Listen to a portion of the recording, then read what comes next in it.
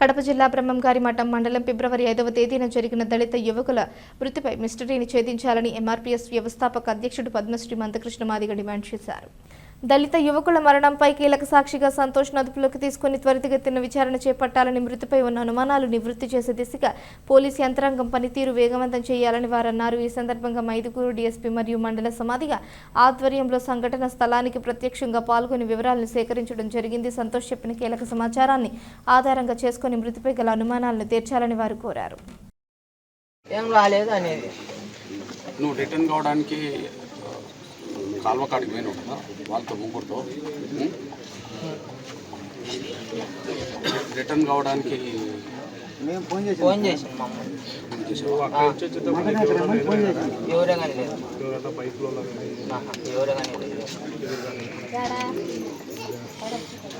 అక్కడ కాల్వ కాడు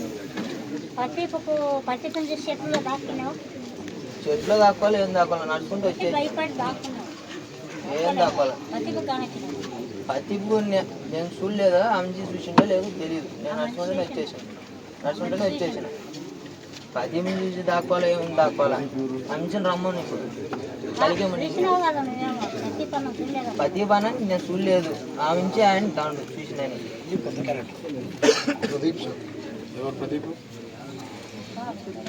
నేను పత్తిని నేను చూడలేదు, ఏం చూడలేదు, ఆమె నుంచి అంటాను.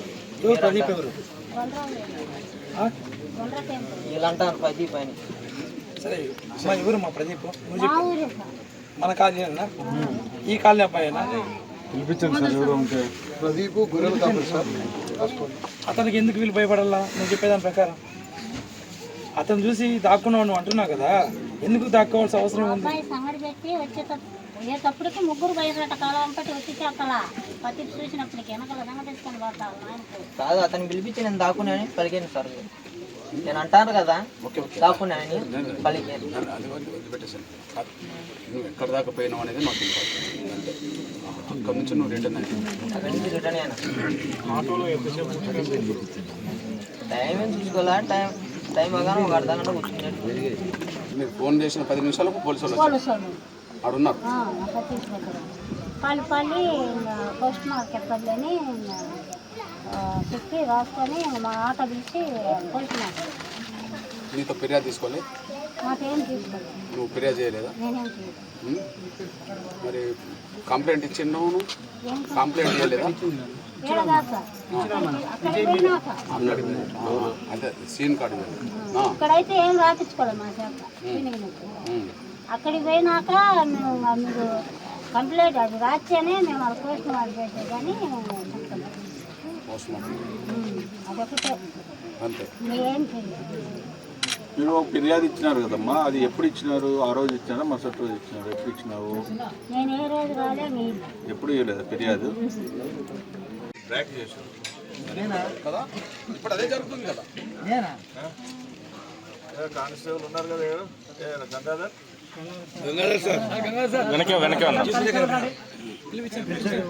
మాట్లాడేటప్పుడు ఇక్కడనే కదా గట్టిగా మాట్లాడి అందరికి ఫోన్ చేసి మావాళ్ళు చనిపోతే మమ్మల్ని ఎందుకు అడుగుతావు సార్ అని చెప్పి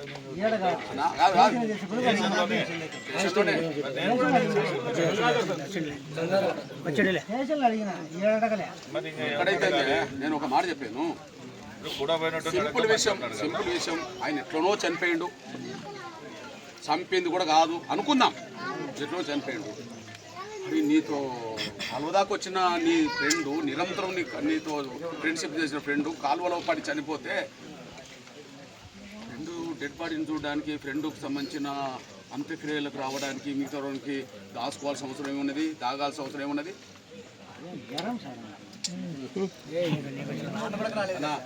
మొత్తం తెలుసు. ప్లీజ్ చెప్పండి. ప్రపంచంలో తన ఫ్రెండు కాలువ దాకా పోయిన తర్వాత, కాలువలో చనిపోయిన వార్త తెలిసిన తర్వాత కూడా కనీసం ఆ డెడ్ బాడీ దగ్గరికి చూడడానికో, అంత్యక్రియలకో, కార్యక్రమాలకో పోకపోవడం కాదు. నువ్వు అటు చూడకు. ఎందుకు పోనీయదు? పనికి పోయినా అన్నారు, మళ్ళీ జ్వరం వస్తుంది.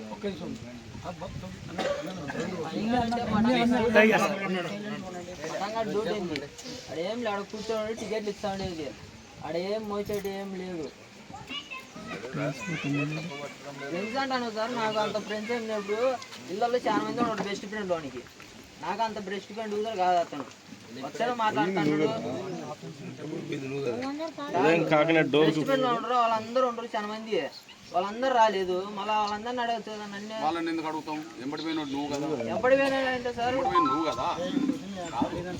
కాదు కాదు కాదు నువ్వు ఏదన్నా మాట్లాడుకో, నీకు ఆ స్వేచ్ఛ ఉన్నది. కానీ ఎంబడి పోయిన నువ్వు కదా, వేరే వాళ్ళని ఎందుకు అడుగుతాం? వేరే వాళ్ళని అడిగితే బెస్ట్ ఫ్రెండ్ కదా, వాళ్ళకి ఏమైనా తెలిసింటే వాళ్ళని అడగాలి సార్. వాళ్ళకి సంబంధం కాదు. నేను జరిగింది చెప్తాను కదా. కాదురా బాబు, ఇప్పుడు నీకు ఇంతమంది జనాల్లో ఇంతమంది వాళ్ళ అమ్మలకి ఏం లేదు సార్, సుందరం మేడం ఇవన్నీ సావలేదని వాళ్ళు పట్టుకొని ఇక్కడ ఎంతైనో ఇక్కడ ఉన్నటువంటి వాళ్ళు ఎవరు సాగు కోరుకోరు. అర్థమైందా? సాగు అన్నటువంటిది ఎవరికి ఆహ్వానించదగింది కాదు. ఎవరికి అర్థమైందా? జరిగినటువంటి సమస్య ఏదైతే ఉండదో దానికి ఏమి ఏ రకంగా, ఎందుకంటే ఒక మరణం ఎవరికి జరిగినా కానీ సరే దానికి చాలా అపోహలు ఒకటే న్యాయం ఉండాలి. మాదిగోనే బిడ్డకు న్యాయం జరగదా? వాడు ఏం తప్పు చేసాడు? మనం మాట్లాడుతున్నాం, అట్ట పోతా ఎవడు సంతిగుతాడు? మీకు సమాచారమా? చెప్పండి. మాట్లాడుతుందా? అట్ట పోతా ఎవడు సంతిగుతాడు? మేము మాట్లాడి అట్ట పోయి సంతిగుతాడు. ఎవడు సమాచారం? ఎవరు అడగాలి?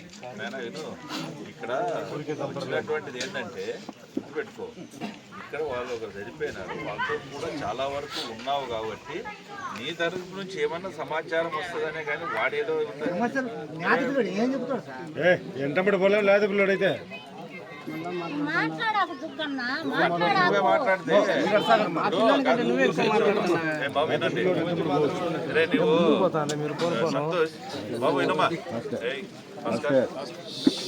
బాబు సంతోష్ నువ్వు ఒకటి అన్నగారు తెలిసిన వ్యక్తి ఇంత దూరం వచ్చి ఒక విషయం గురించి కనుక్కొని నీతో అసలు నీతో మాట్లాడాలన్నటువంటి అవసరం లేని వ్యక్తి నీతో మాట్లాడుతున్నారంటే నువ్వు అర్థం చేసుకో. అంటే దీంట్లో ఎంత డీప్గా పోయి ఏదైనా కానీ సరే మన పిల్లలకి ఇబ్బంది జరిగింది, అది మంచిగా చెడా, మంచి అయిందా సరే, పొరపాటు జరిగిందా దానికి ఎవడేం కాదు. లేదు కారణాలు సంథింగ్ ఉన్నాయా, మనం గట్టిగా చేద్దాం. నేను కూడా నీకు 100 సార్లు పిలిపించినా మాట్లాడేదానికి కూడా అదే. నాకేమి నువ్వు వచ్చి నేను చూడాలన్నటువంటి ఆనందం కాదు. అర్థమైందా? విషయం ఏదైనా ఉంటే ఈ రోజు కాకపోతే రేపు కాకపోతే ఎల్లుండైనా కానీ నీ నోటి నుంచి అంటే నిరంతరం విచారిస్తుంటే ఏదో ఒక పాయింట్ బ్రేక్లో వచ్చేసి సార్ ఈ రకంగా ఉండదు.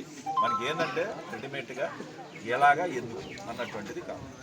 అర్థమైంది? దానికోసం తప్ప నువ్వు చెప్పే విషయంలో మాకు ఏదైనా ఒక ఉపయోగం పడుతుందేమో ఒక సమాచారం.